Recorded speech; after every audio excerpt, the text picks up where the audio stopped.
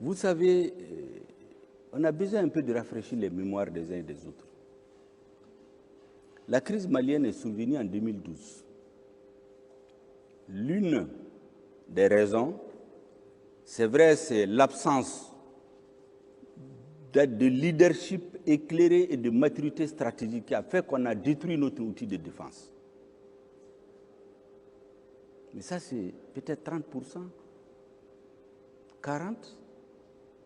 Mais qui a détruit la Libye pour répandre les armes partout, pour amener des mercenaires de Libye, pour dire allez-y, coupez le Mali en deux.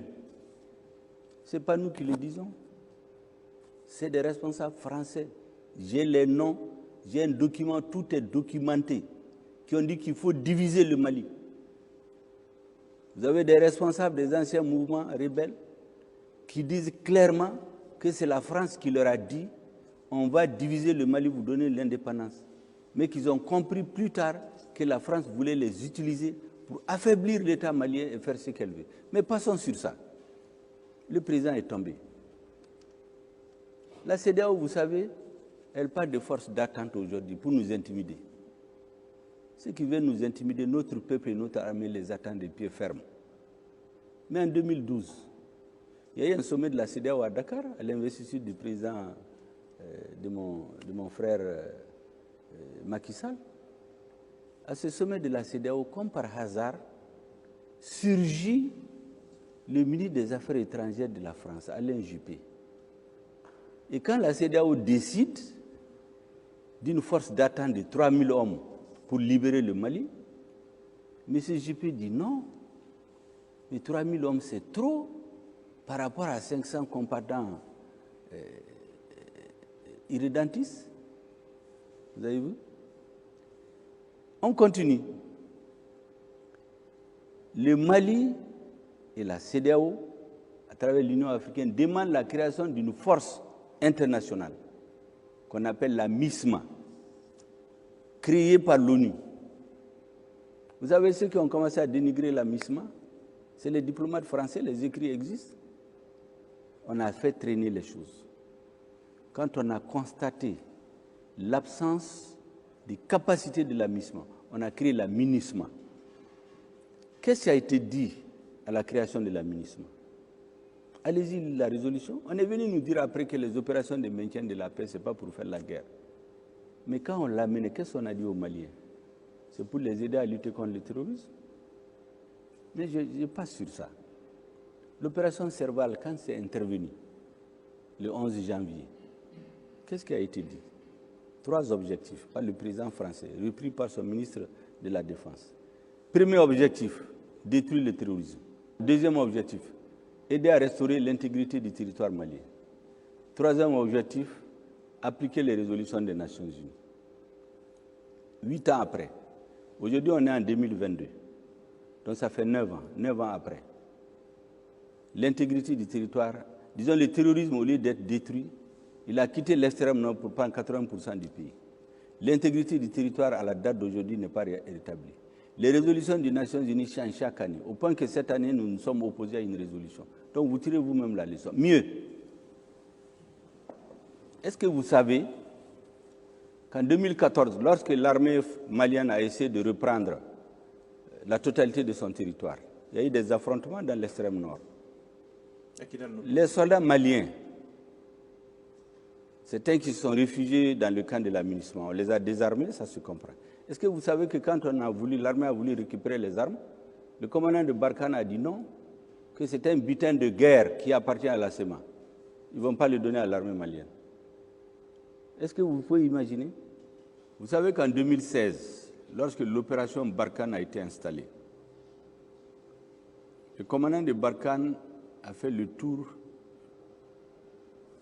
de ses forces dans les pays concernés. Il est allé au Tchad, sur la base de Faye-Largeau. Là, il a fait la revue des troupes. Et vous savez ce qu'il a dit à ses troupes? C'est documenté ce que je dis. C'est un journaliste français, Laurent Larcher, qui l'a rapporté dans une émission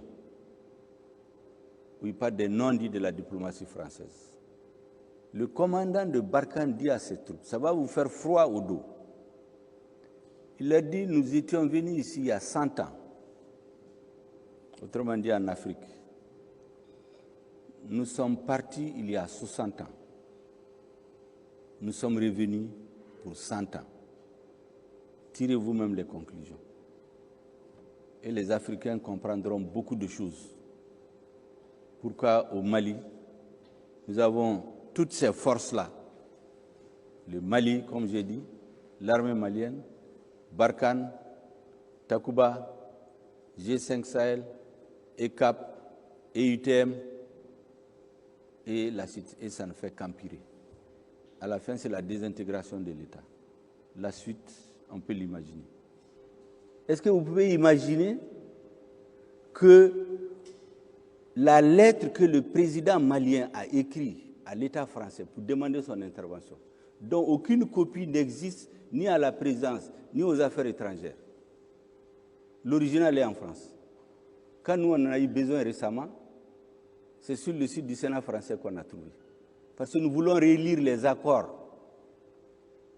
déséquilibrés qui font de nous un État qui ne peut même pas survoler son territoire sans autorisation de la France. Ces accords, nous les avons relis. Ça fait partie des choses pour lesquelles ils montent le monde contre nous. Je préfère le redire. Nous avons relu ces accords, le gouvernement qui est là aujourd'hui, et on les a envoyés. Donc, je continue. Le 17 novembre 2015, le commandant de Barkhane a tenu une conférence de presse ici, où il a accusé les mouvements signataires. Il dit que certains ont les pieds avec les mouvements terroristes et un pied dans l'accord. Mais ça, c'est quoi ça? La lettre qui a été envoyée à l'État français le 11 janvier 2013 indique clairement appui aérien et en renseignement. Il n'était pas prévu des militaires français sur notre terre. Ils l'ont respecté à Konna, à Gao. Arrivés à l'extrême nord du pays, ils ont bloqué l'armée malienne. Ils ont amené 4000 militaires français avec un budget de 1 milliard de francs CFA par jour. Ils ont fait venir d'autres Africains. Ils ont fait venir la MINUSMA, interdit à l'armée malienne d'accéder à une partie de son territoire, alors qu'ils proclament que c'est pour recouvrer l'intégrité du territoire. Donc il y a un discours apaisant, lénifiant, en attendant le réveil brutal et la réalité que nous voyons. On arrive jusqu'à nous interdire de survoler des parties de notre territoire. Il y a quelques mois, quand on a massacré les gens à Tassiga, notre armée a appris qu'il y a des groupes de terroristes qui sont en train de s'organiser pour venir dans la zone. On a voulu faire voler un aéronef pour aller surveiller, mais on nous a dit non, c'est la zone d'entraînement nocturne de Takuba. Vous croyez qu'on va rester dans ça? Ce gouvernement qui est en place, avec le colonel Assimi Goïta à la tête, a décidé que nous n'allons plus demander d'autorisation à qui que ce soit pour survoler notre territoire. Nous allons nous donner les moyens, et nous les avons aujourd'hui. Dieu merci. À moins de 7 mois de la rectification de la traîne, nous avons aujourd'hui les moyens de survoler, aller partout sur notre territoire sans autorisation. Et vous allez plus loin, vous interdisez le survol de notre territoire par des aéronefs militaires français. C'est très simple. C'est la CEDEAO qui a pris les mesures pour dire qu'un avion de la CEDEAO ne vient chez nous. Le lendemain, on débarque des Maliens à l'aéroport de Paris qui avaient déjà leur billet d'embarquement en leur disant c'est les militaires qui ont interdit que l'avion atterrisse à Bamako, ce qui n'était pas vrai. Hier, avant d'embarquer, on leur dit non, c'est l'Élysée qui a dit que les vols sur le Mali sont annulés jusqu'à Nouvelle-Temps. Mais pendant qu'ils font ça, c'est pourquoi je dis qu'il faut être cohérent. Pendant qu'ils font ça, un avion quitte un pays de la CEDEAO, il pénètre sur notre territoire, ne sachant pas qu'aujourd'hui on s'est doté des moyens de surveillance. On l'identifie. Quand il a su qu'on l'a identifié, il éteint le transpondeur. Quand il a compris qu'on continue à suivre son mouvement, il éteint la radio. Il vient, il débarque, il le retourne. On ne lui dit rien. Nous avons fait un communiqué hier pour les mettre en garde. Mais pendant qu'on nous dit qu'il y a une force d'attente qu'on prépare contre nous, mais qu'est-ce qu'il y avait dans cet avion? Pourquoi il rentre sur notre territoire? Pourquoi il se cache? On est obligé de se poser des questions. Mais nous avons dit d'arrêter cela. Aujourd'hui, nous avons les moyens de défendre notre territoire. Monsieur le Premier Nous ministre, demandons à nos amis de nous aider, mais ils ne peuvent pas aimer le Mali plus que nous. alors, vous dénoncez donc cette influence française, si on a bien compris. Est-ce que vous pensez que vous faites les frais aujourd'hui de votre rapprochement avec la Russie? Non, il y a pire que tout ça. C'est pas, vous savez, il y a une phrase que j'ai dite à l'ONU qui a choqué quand j'ai dit qu'ils nous ont abandonnés en plein vol. Mais qu'est-ce qui s'est passé? Vous savez, dans le Sahel, il y a deux groupes terroristes. Vous avez le JNIM et vous avez l'IGS. Le territoire de prédilection du JNIM, c'est le territoire malien. L'IGS, c'est dans la zone des 3 frontières. Un jour, alors qu'on a un accord de défense, le président français décide, parce qu'on a fait des nominations qui ne le plaisent pas au Mali, il dit qu'il arrête les opérations militaires, sans nous aviser. Mais l'accord sert à quoi donc?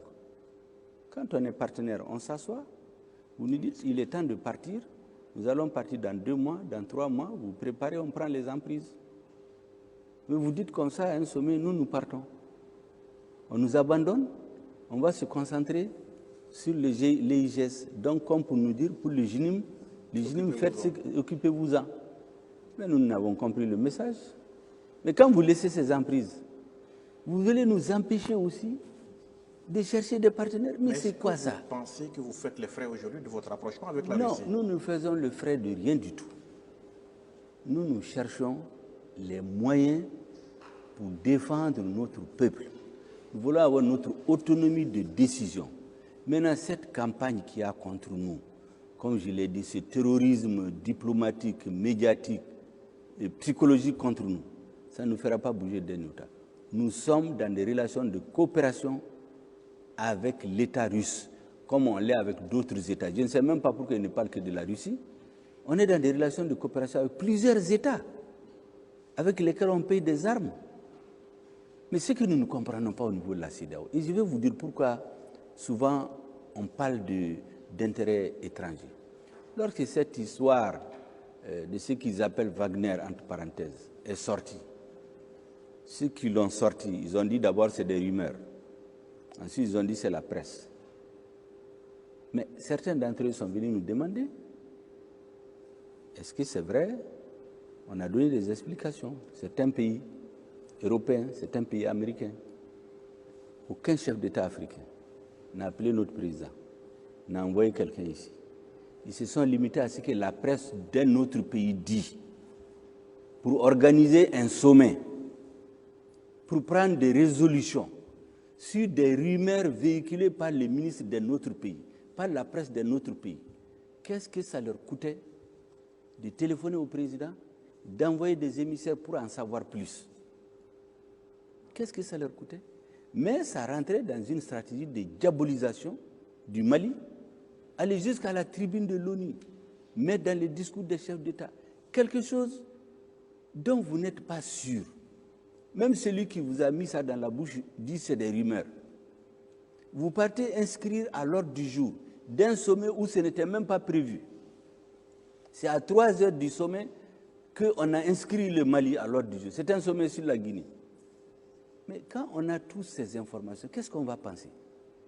Mais les Occidentaux persistent et signent. Vous utilisez des mercenaires de Wagner, vous avez démenti, mais quelques semaines après votre démenti, qu'est-ce que vous avez à dire aujourd'hui? Vous savez, moi j'ai envie de répondre à certains que la guerre psychologique, là, nous, ça ne peut pas nous perturber. L'intoxication, l'intimidation ne peut pas nous perturber. Ce qu'on nous demande, comme disent les Africains, cabri mort là, que tu les mets au frigo ou bien tu les laisses en putréfaction, ça change quoi? Il est déjà mort. Notre pays est occupé par les terroristes. Comme dit un grand homme d'État chinois, le chat, qu'il soit gris ou noir, pourvu qu'il attrape la souris, c'est Deng Xiaoping qui le dit. Nous cherchons un partenaire pour libérer notre pays. Nous sommes tournés vers notre partenaire historique en matière de défense. Les 80% de nos officiers ont été formés en Russie. Les 80% de nos équipements avant le démantèlement de notre armée étaient formés en Russie.